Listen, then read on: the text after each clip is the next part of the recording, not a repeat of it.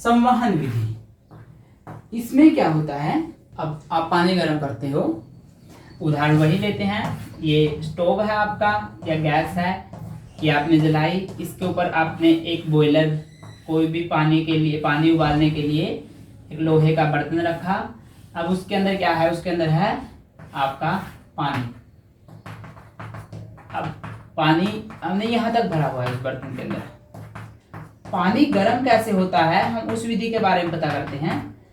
क्या होगा, जो यहाँ पर जो ऊष्मा है, जो इस बर्तन के तल पे जो ऊष्मा है, वो क्या करेगी, वो ऊष्मा इसके अंदर जाएगी। जो पानी है, नीचे वाला पानी है, वो क्या होगा, वो गर्म होगा।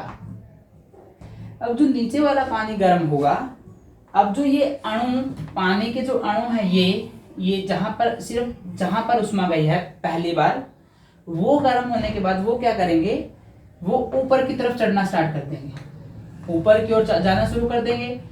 अब ये जो गर्म हुए हैं, जो कण गर्म हुए हैं पानी के, वो ऊपर जा गए, और जो ऊपर वाले ठंडे कण हैं, वो क्या हुआ, वो नीचे की तरफ आ गए।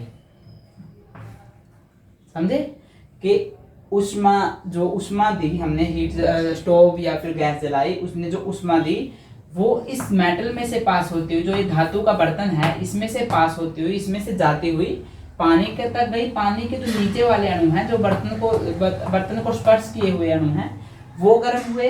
अब वो अणु ऊपर की तरफ गए, और फिर क्या हुआ, जो ऊपर वाले ठंडे हैं वो नीचे की तरफ आए। अब जो नीचे ठंडे आ गए हैं वो गर्म होंगे, अब फिर वो गर्म होकर के ऊपर जाएंगे, फिर नीचे आएंगे। इसका मतलब समझे कि ये विधि होती है संवहन विधि। इसका मतलब है कि गर्म पानी क्या करता है, गर्म पानी हमेशा ऊपर होता है, गर्म पानी हल्का होता है। अब इसका कारण क्या है, गर्म पानी हल्का क्यों होता है, आपने ये भी सुना होगा, हम अपने कमरों में देखते हैं कि गर्म हवा ऊपर उठती है, आपने पीछे पढ़ा होगा। तो गर्म हवा, वैसे ही गर्म हवा, गर्म पानी, चीजें गर्म हवा और पानी ऊपर क्यों उठता है, क्योंकि उनके अणुओं में जो उनमें स्पेस जो स्थान होता है वो ज्यादा होता है। अगर ठंडा पानी है तो उसके अणु, अगर आप ये समझें कि उसके अणु में इतना स्थान है, इतने दूर दूर, इतने पास पास है वो, तो अगर वो जैसे जैसे वो गर्म होता रहेगा, उसके अणु क्या होते रहेंगे, दूर जाते रहेंगे। इस चीज को समझने की कोशिश कीजिए कि हल्का होने का उसका कारण क्या है, उसके अणु जो है वो दूर जाते रहेंगे। अब बहुत ज्यादा गर्म हो गया वो, उस टाइम वो क्या करेगा, उसके अणु बहुत दूर दूर चले जाएंगे, तो वो क्या बन जाएंगे, वो बन जाएंगे बादल, वो ऊपर वाष्प, जिसे हम वाष्प बोलते हैं, वाष्प के रूप में वो ऊपर उठने लग जाएंगे। तो यही विधि होती है पानी को गर्म करने की, संवहन विधि। और इसका कारण क्या होता है कि उसके अणुओं में डिफरेंस हो जाना, दूर दूर हो जाना उसके अणुओं का आपस में। उसके कारण क्या होता है, जो गर्म पानी होता है वो ऊपर जाता है, और अगर बिल्कुल बहुत ज्यादा गर्म पानी हो गया तो वो क्या होगा, वो वाष्प बन करके, जिन्हें हम भाप बोलते हैं, जिन्हें भाप बन करके वो ऊपर की तरफ चला जाएगा, क्योंकि उसके अणुओं में इतना ज्यादा डिफरेंस हो जाएगा, इतना ज्यादा फर्क हो जाएगा, वो बहुत ज्यादा हल्का हो जाएगा, वायु के जितना हल्का हो जाएगा। इसमें एक और उदाहरण देखते हैं हम संवहन का ही। अब हवा होती है आपके कमरों में रोशनदान हमेशा ऊपर लगाए जाते हैं। उसका रीजन यही होता है कि जो नीचे आपका ये कमरा है, आपका ये घर है, अब घर में हवा आई, ये खिड़की से हवा आई। अब अगर ये हवा गर्म है, ये गर्म हवा है, आपके कमरे के अंदर ठंडी हवा थी, आप ये क्या करेंगे, ये जो गर्म हवा है वो अगर आपके कारण गर्म हुई है, आप ऊष्मा उत्सर्जित कर रहे हो अपने घर में बैठ करके, जो गर्म हवा हो रही है वो ऊपर की तरफ उठेगी, क्योंकि उसमें हल्के कण होते हैं, और वो रोशनदान से बाहर की तरफ निकल जाएगी, और जो हल्की हवा है वो खिड़की के माध्यम से आपके घर के अंदर आती रहेगी। ठीक है, तो इसमें एक ये उदाहरण आ जाएगा आपका ये गर्म हवा के ऊपर उठने का। ये भी क्या होता है, संवहन क्रिया होती है।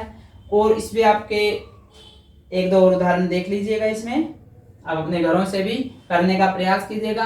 आपके आसपास बहुत सारी ऐसी चीजें होती हैं जो इसी संवहन क्रिया के कारण ही गर्म होती हैं। और अगर आप एक बर्तन, जब भी आपका पतीला, आप कभी गौर कीजिएगा अपने घरों में, जब पतीले में पानी गर्म होता है, किसी बर्तन में पानी गर्म होता है, तो आपको ये चीज दिखेगी, अपनी आंखों से बिल्कुल साफ पानी लीजिए, उसको स्टोव के अंदर या गैस के ऊपर रखिए, और जब वो चाय बनाने से पहले जब वो पतीले में पानी होगा तो आपको ना उसके अंदर छोटे छोटे बुलबुले दिखेंगे, और वो बुलबुले अगर आप नोटिस करोगे अच्छे तो वो नीचे से ऊपर की तरफ आते दिखेंगे। तो वही है वो संवहन विधि है, इसको कन्वेक्शन बोलते हैं, और इसके कारण ही आपका पानी गर्म होता है। इसमें संवहन में हम एक उदाहरण और देखते हैं। गर्मियों में जो जमीन होती है वो जल्दी गर्म होती है, जो पानी होता है वो जल्दी गर्म नहीं होता, वो देर से गर्म होता है।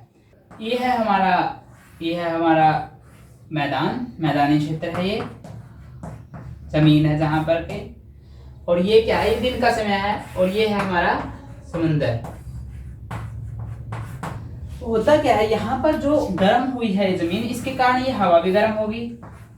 अब जो ये गर्म हवा हुई है वो क्या करेगी, वो गर्म हवा ऊपर की तरफ उठेगी, गर्म हवा ऊपर की तरफ उठी, और गर्म हवा ऊपर की तरफ उठने के कारण वो क्या होगी, वो वहां से स्थानांतरित कर जाएगी। अब ऊपर जाने के बाद मैदानी क्षेत्र से वो क्या की, वो समुद्र की तरफ स्थानांतरित हो गई। समुद्र में क्या था, समुद्र में क्या होता है, वो हवा ठंडी होती है, तो वो क्या करेगी, वो अब वापस आएगी मैदानों की तरफ। इस चीज को समझिए, मैदानों से गर्म हवा हुई, गर्म हवा ऊपर उठी, वो गई समुद्रों की तरफ, समुद्रों से क्या हुआ, समुद्रों से ठंडी हवा जो थी वो आई मैदानों की तरफ। इस हवा को हम बोलते हैं समुंदर समीर। अगर अभी आपसे कोई पूछे कि समुंदर समीर मतलब हवा, समुंदर समीर किसे कहते हैं, तो वो होता है कि मैदानों से जब गर्म हवा उठती है, गर्म हवा उठने के बाद समुद्रों की तरफ आती है, समुद्रों की ठंडी हवा मैदानों की तरफ आना, उसे हम बोलते हैं समुंदर समीर। अब अगर इसमें एक और उदाहरण देखें तो वो होता है थल समीर का उदाहरण। अब उसमें क्या होता है कि रात के समय होता है, रात के समय जमीन जल्दी ठंडी हो जाती है। अब ठंडी जो जमीन है, जो मैदान है, अब मैदान क्या हो गया है, अब ठंडा हो गया है, और जो समुद्रों के पास थी गर्म हवा क्या थी, वो इकट्ठी हो गई थी। अब होगा क्या, ये समुद्रों की जो गर्म हवा है वो अब उठ के आएगी किसकी तरफ, समुद्रों की जो गर्म हवा थी वो अब उठेगी। वो उठने के बाद कहाँ पे आएगी, वो मैदानों की तरफ आएगी, और मैदानों से ठंडी हवा क्या होगी, वो जाएगी समुद्रों की तरफ। अब जो ये मैदानों की तरफ से ठंडी हवा समुद्रों की तरफ गई है उसे हम बोलते हैं थल समीर। अब आपको ये दोनों चीजें अच्छे से याद हो गई होंगी कि समुंदर समीर बोलते हैं जो समुद्रों से ठंडी हवा आती है, और थल समीर बोलते हैं जो मैदानी क्षेत्रों से समुद्रों की तरफ ठंडी हवा जाती है। अब हम विकिरण विधि को भी जान लेते हैं। हमने बताया आपको चालन विधि, संवहन विधि, उसके बाद में समुंदर समीर, थल समीर बताया। अभी हम विकिरण विधि के बारे में पता करेंगे। इसमें क्या होता है, इसमें होता है कि किरणें क्या होती हैं, किरणों से आप समझ गए होंगे, सूर्य की किरणें हो गया, उष्माई किरणें हो गया। अब क्या होता है कि जमीन, आपका मैंने फर्श का उदाहरण दिया था आपको शुरू में। अगर हम धरती, अभी हम गर्मी में अगर बाहर जाएंगे तो क्या होगा, जो जमीन है, जो मैदान है, जो जमीन है वो हमें कैसी होगी, बहुत गर्म होगी। वो क्या होगी, वो गर्म होगी। अब वो गर्म कैसे हुई है, हमें पता है कि वो सूर्य के कारण गर्म हुई है। ये हमारा सूर्य है। अब सूर्य की जो गर्मी थी वो कैसे हमारी अर्थ तक आती है, उसे वो किस माध्यम से आती है उसे हम पता करेंगे। वो होता है आपका विकिरण विधि। अब सूर्य से क्या होता है, सूर्य से किरणें आती हैं, सूर्य से किरणें आई, सूर्य से किरणें आने के बाद क्या होता है, जैसे ही सूर्य से किरणें आती हैं तो ये जमीन के ऊपर टकराती हैं। कुछ किरणें होती हैं जो वापस लौट जाती हैं। अब लेकिन कुछ किरणें क्या होती हैं जो धरती के कारण, धरती में ही, धरती उनको एब्जॉर्ब कर लेती है, अपने अंदर ही रखती है, उन्हें बाहर नहीं जाने देती। तो उन गर्म किरणों के कारण क्या होता है कि जो टेम्परेचर है, जो अर्थ का टेम्परेचर है वो क्या होता है, वो गर्म होने लग जाता है। और हम गर्मियों के अंदर उसको, गर्मियों के अंदर मैदानों में जो जमीन होती है उसको हम गर्म होता हुआ देखते हैं। उसका उदाहरण क्या है, विकिरण विधि। विकिरण विधि का एक और एग्जांपल आप ऐसे देख सकते हैं, जैसे चाय जब होती है, जो चाय ठंडी होती है वो क्या होती है, वो टेम्परेचर जो उनका उसका टेम्परेचर होता है वो धीरे धीरे उसकी जो रेडिएशन छोड़ती है वो अपनी किरणें छोड़ती है, जो उसकी ऊष्मा की किरणें हैं। चाय का ठंडा होना, ये चाय का कप है, इसके अंदर से आपने देखा होगा जो भाप निकलती है बाहर की तरफ, वो भाप इसी का प्रतीक है कि उसमें कैसी स्थानांतरण विधि होती है, वो होती है विकिरण स्थानांतरण विधि।